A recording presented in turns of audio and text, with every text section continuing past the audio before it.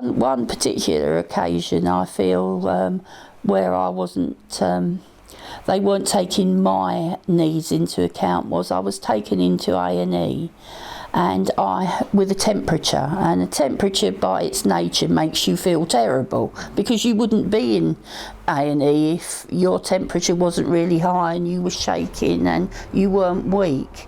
And when they decided that they would keep me in, they took me to the ward and they wanted me to get from the trolley onto the floor to walk to the bed. Trolleys are much higher, and because I had the infection in both legs, I couldn't bear to put my to wiggle to the side of the bed because I couldn't stand the pain of the metal digging into the back of my legs because they were so swollen. The ward nurse wanted me in the bed and the nurse who brought me on the trolley wanted to go back to A&E. So they were saying to me, wiggle to the end, wiggle to the end. And I said, please just give me a minute. I know I will be able to do it, but I can't at the moment. Just give me a second.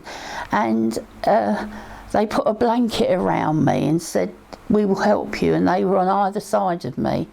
And they said, wiggle to the bed and then we'll help you forward. And there was a gap of about that much between my feet and the floor, and I've got neuropathy in my feet and I cannot feel on my right foot, and I was worried because I was weak that I would fall.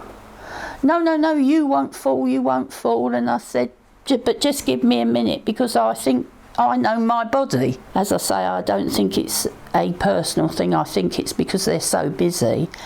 And before I was ready, they both pulled and pushed me forward, and if the bed hadn't have been opposite me I would have fallen down because I hit the floor and my legs went, and it was only because I grabbed the bed. It would have been worse for them if I'd have fallen on the floor than giving me that little bit of extra time so that I could get off and do it in my own time.